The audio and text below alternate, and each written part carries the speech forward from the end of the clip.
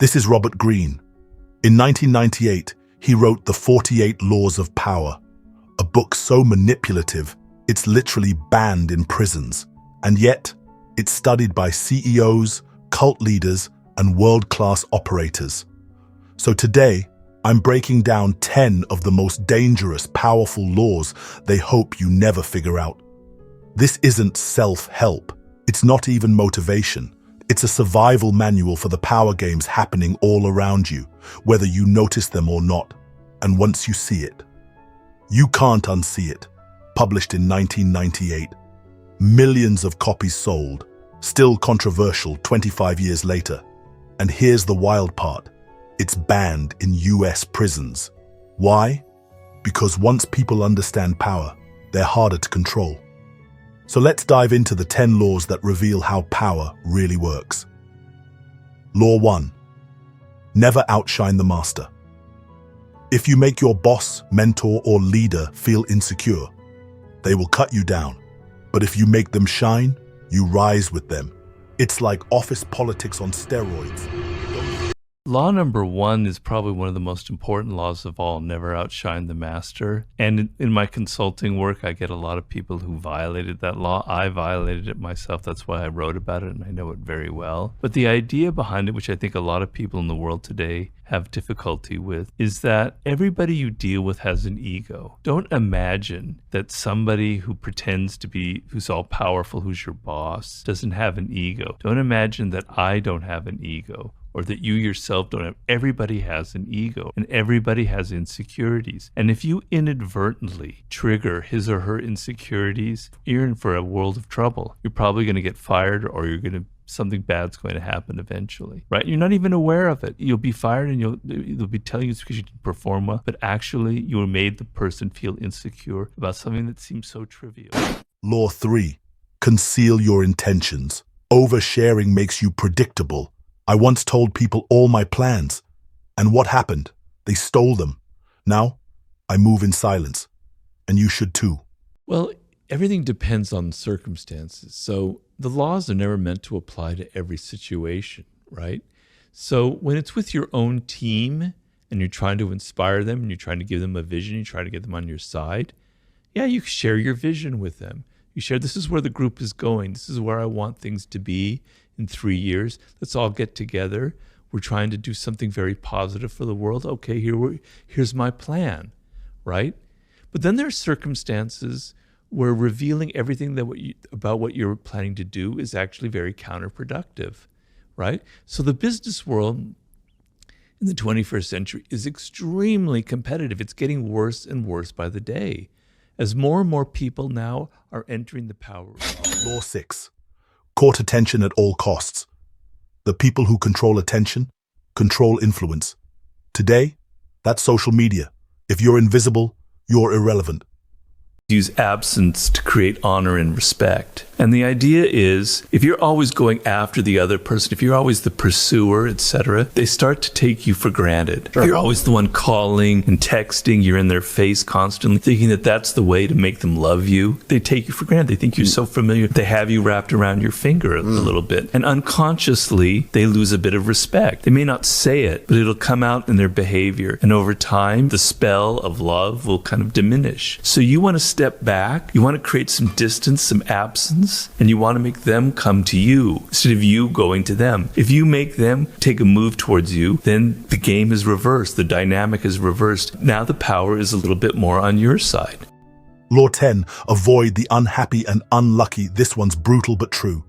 Energy is contagious. Hang around negative, unlucky people. You sink with them. Surround yourself with winners. Your odds rise. One thing you meditate is, the world isn't good or bad or ugly or evil or unjust. It just is. Things just are. This is just the way the world is. This is the karmic chain, the wheel of dharma that's been going on for thousands of years. It just is. It's just the state of affairs. It's your discriminating your mind. It's your mind that creates all of these things. Let go of that, and you can connect to the way the world is without judging it, and it becomes this very beautiful place. Law 15. Crush your enemy totally. Half measures breed revenge. If you decide to compete, go all in. As Greene says, don't wound a king, kill him. Don't actually kill anyone. YouTube. Relax. When I wrote the 48 Laws of Power, at the time, this goes back quite a while, way back, even before you were born maybe, there was a thing called Netscape Navigator, which was the major kind of, it was like Safari or Windows back then. And Microsoft ended up buying Netscape Navigator and crushing it and eliminating it completely. And I was thinking, this is the real dynamic in the business world. It's a merciless, ruthless world, particularly in tech, where the goal is to crush your competitors. But nobody talks about it that way, right? And so my observations, personal observations, my own experience, and things that I observed in the news, the kind of stuff that people don't talk about. Because when it comes to power, we're almost embarrassed by it. Law 20. Do not commit to anyone. Powerful people commit strategically, not emotionally. Keep flexibility. Don't tie yourself down unless there's leverage. Use absence to create honor and respect. And the idea is, if you're always going after the other person, if you're always the pursuer, etc., they start to take you for granted. Sure. If you're always the one calling and texting, you're in their face constantly, thinking that that's the way to make them love you. They take you for granted. They think you're so familiar. They have you wrapped around your finger a little bit. And unconsciously, they lose a bit of respect. They may not say it, but it'll come out in their behavior. And over time, the spell of love will kind of diminish. So you want to step back. You want to create some distance, some absence, and you want to make them come to you instead of you going to them. If you make them take a move towards you, then the game is reversed. The dynamic is reversed. Now the power is a little bit more on your side. Law 33. Discover each man's thumbscrew. Everyone has a weak point, fear, desire, ego. Find it, and you understand how they move. But be careful. Manipulation is a double-edged sword. Use it recklessly, and you'll destroy trust. Law 34. Be royal in your own fashion. Walk into a room like you belong. Self-respect makes people believe in you before you even open your mouth. Act like a king. Get treated like one. Act like a king, or act like a queen, to be treated like one. So your level of security, of inner security or insecurity, is part of this aura, is part of what people are reading and seeing about you. And if you're a king or a queen, you feel like you were destined for something great. And I want all of you people to have that feeling, and I'm sure some of you do. I am destined for something great. Even if you don't feel it, if you fake it, it's good enough. If you act like that, if you act confident, if you act like destiny is with me, and I was fated for great things will happen to you. Law 40. Despise the free lunch.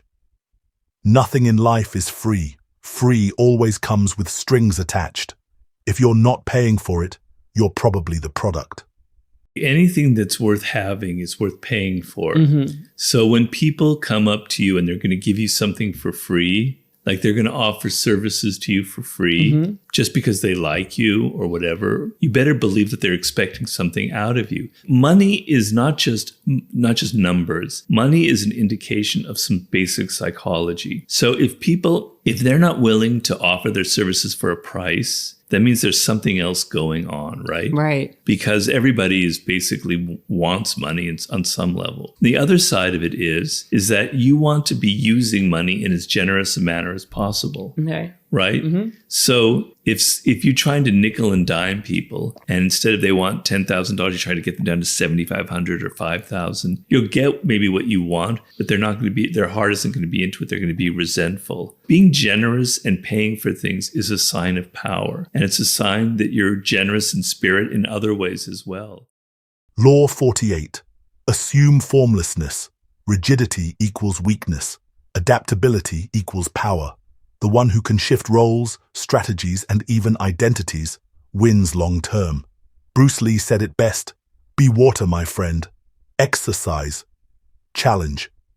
Now, here's the real test. Identify the 3 laws you break most often. Those are your blind spots. Fix them, and you stop leaking power without even knowing it. This isn't about being ruthless.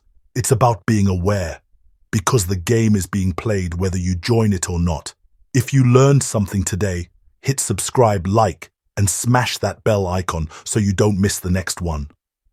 On the left, watch my deep dive on Peter Thiel, why he moved $50 million to New Zealand.